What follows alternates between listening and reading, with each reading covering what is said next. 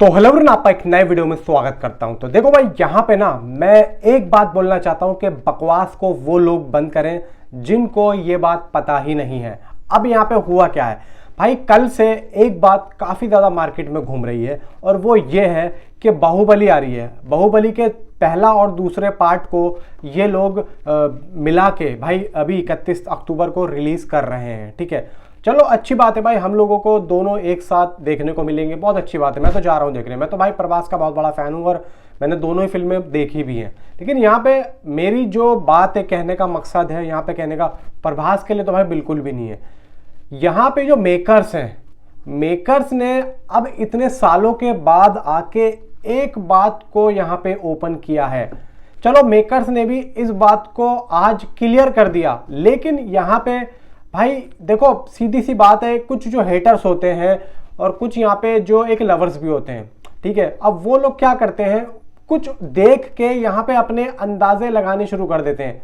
यानी कि ये जो रूमर्स होता है ना, अब ये सुनो एक्चुअली में ये रूमर्स आता है ये कहाँ से आता है और इस बात की शुरुआत कितने साल पहले से हुई थी। 16 साल पहले से, आपको यकीन नहीं होगा, आज से 16 साल पहले से ये बात की शुरुआत हो चुकी थी। और देखो हुआ क्या था भाई, जब प्रभास की 2009 या 10 में बिल्ला फिल्म आई थी, उसके प्रमोशन पे एस.एस. राजामौली ने एक बात बोली थी।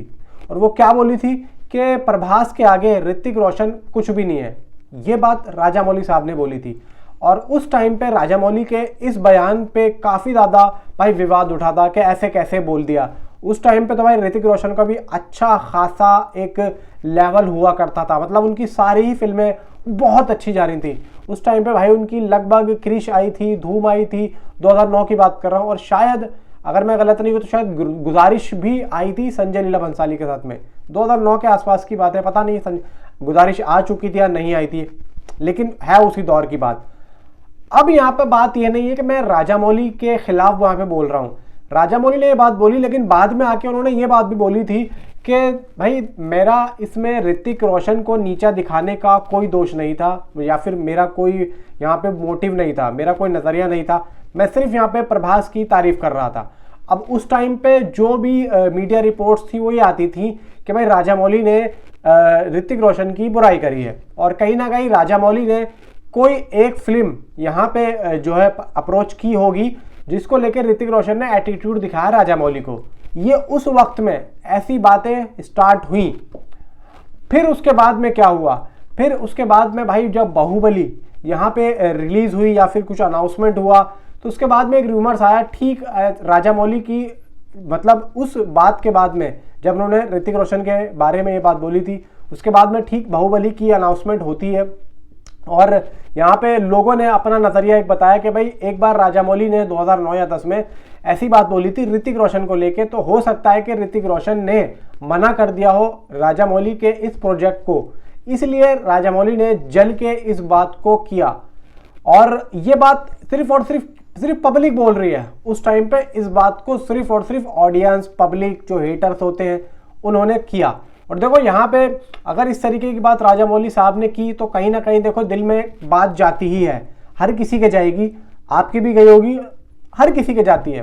खैर मुझे तो बहुत बाद में पता लगा था इस बात को, लेकिन अभी यहाँ पे एक बात का खुलासा किया है जो कि बाहुबली के मेकर्स हैं, उन्होंने ये बात बोली कि अभी एक इंटरव्यू चल रहा है, मेरे पास वीडियो आएगी तो मैं वो भी दिखा दूंगा आप लोगों को, या तो आप देख चुके होंगे इसी वीडियो के लास्ट शुरू में या लास्ट में आप देख लेंगे, या फिर आपने देख भी ली होगी बाहर ट्विटर वगैरह पे या फिर कहीं पर भी।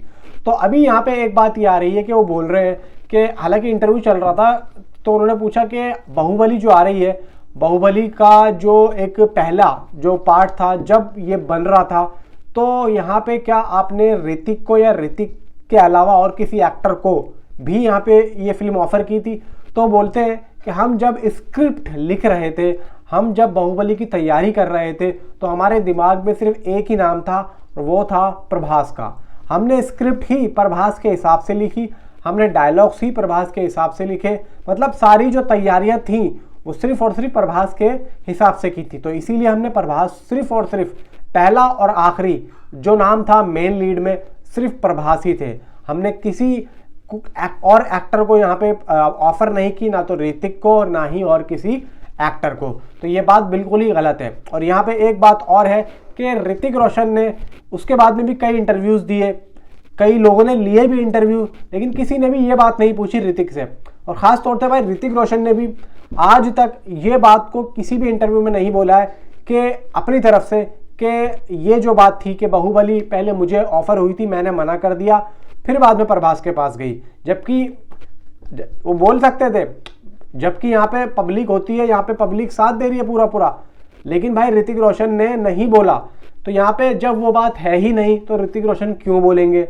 और ये बात मैं आज क्लियर कर रहा हूँ कि ऋतिक रोशन को बाहुबली ऑफर नहीं हुई थी, ये बात सिर्फ और सिर्फ एक रूमर्स थी जो कि उस टाइम पे आ रही थी। ये बेबुनियाद बात है और ये बात बिल्कुल ही गलत है। ऋतिक रोशन को कभी फिल्म ऑफर नहीं हुई, सीधा प्रभास के लिए ही ये फिल्म को बनाया गया था। अब यहाँ पे जो भी हेटर्स हैं, अब यहाँ पे शोभू साहब ने बात बोली है, और अब उनके नीचे कमेंट में, यानी कि जब वो वीडियो आई ना, उसके नीचे कमेंट में बहुत से लोग आए, अपनी अपनी बातें रखी कि भाई ये तो बकवास कर रहा है और बकवास बंद करो, और बहुत सी चीज़ें यहाँ पे हुई। मेरे पास 2-3 लोगों ने मैसेज भी किया कि भाई इस पर वीडियो बनाओ और ऐसे ऐसे बात हो रही है, ऋतिक रोशन के बारे में बात हो रही है, तो मैं तब जाके इसके बारे में बोल रहा हूँ। और उन्होंने भी ये बोला कि भाई ये क्या बोल रहा है, बकवास बंद करो इसकी, वो मतलब अपना अपना नज़रिया हर किसी का।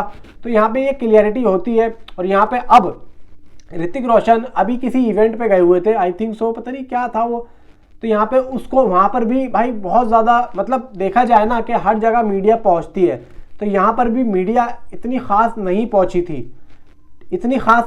थी वहाँ पर, वरना मीडिया अच्छी खासी होती है, मीडिया नहीं पहुँची इतनी ज़्यादा। तो कहीं ना कहीं देखो, सीधी सी बात है यार, एक फिल्म जब इतनी बड़ी फिल्म नहीं चलती है ना, तो कहीं ना कहीं जो मीडिया भी होती है ना, वो भी उन्हीं के पीछे जाती है जो अच्छी खासी जो है भाई, एक हर फिल्म उसकी चलती हो, और मीडिया भी भाई वहीं पे ज़्यादा लंगर लूटती है जहाँ पे भाई एक बड़ा एक्टर हो और भाई जहाँ पे लाइमलाइट ज़्यादा मिले, सोशल मीडिया पे व्यूज़ ज़्यादा मिले। आजकल मीडिया का यही काम रह गया। अभी यहाँ पे अगर कोई और एक्टर होता तो भाई मीडिया भागती मीडिया पहुँच जाती सारी।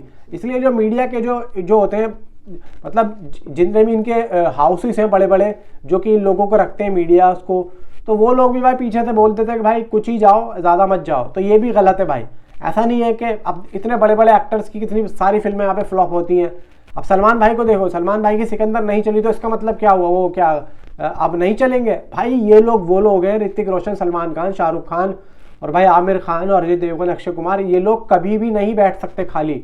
ये लोग उस जगह से निकल के आए हैं कि ये लोग अगर 2-4 फ्लॉप भी दे देंगे ना, तो ये लोगों को कोई फर्क नहीं पड़ता, इनको काम मिलेगा ही मिलेगा, क्योंकि इनकी टक्कर का कोई भी नहीं है। और आज के टाइम पे जो भी आ रहा है ना भाई, वो उस लेवल के है ही नहीं। और ऋतिक रोशन की अब जो फिल्में आ रही हैं वो कमाल करेगी भाई। यहाँ पे होमबाले फिल्म के साथ में यहाँ पे एक चल रहा है, और भी भाई यहाँ पे क्रिश भी चल रहा है। फिर एक फिल्म की और अपडेट आ रही है कि ऋतिक रोशन एक और फिल्म की यहाँ पे बातचीत कर रहे हैं, एक और फिल्म की आ रही है। और यहाँ पे अभी ये नहीं पता कि किसके साथ आ रही है, साउथ की है या बॉलीवुड की ही है, लेकिन एक फिल्म की अपडेट आई है जो कि मैं अभी पूरे तरीके से कंफर्म नहीं हूँ, इसलिए मैं इसके बारे में ज़्यादा आप लोगों को नहीं बताऊँगा। एक अपडेट आई है, इनसाइड रिपोर्ट्स आई है मेरे पास, मैं उसके अकॉर्डिंग आप लोगों को यहाँ पे बता रहा हूँ। मुझे भी नहीं पता कि वो बॉलीवुड की है या साउथ की है, जो भी है बताऊँगा आप लोगों को बाद में, जब ऐसी कोई मेरे पास आएगी, पुख्ता सबूत आएगा, जब ही आप लोगों को बताऊंगा। बस मैंने आप लोगों को इतना बता दिया और ये सब क्लियर कर दिया। बाकी नीचे कमेंट में आप अपनी राय मुझे जरूर बता सकते हैं। Thanks for watching. And also there's one more that I'll only think there's ongoing, I see online chatter that we asked Hrithik and stuff like that for Prabhas's for Bahubali's role. That was never. It was from day one. It was for Prabhas.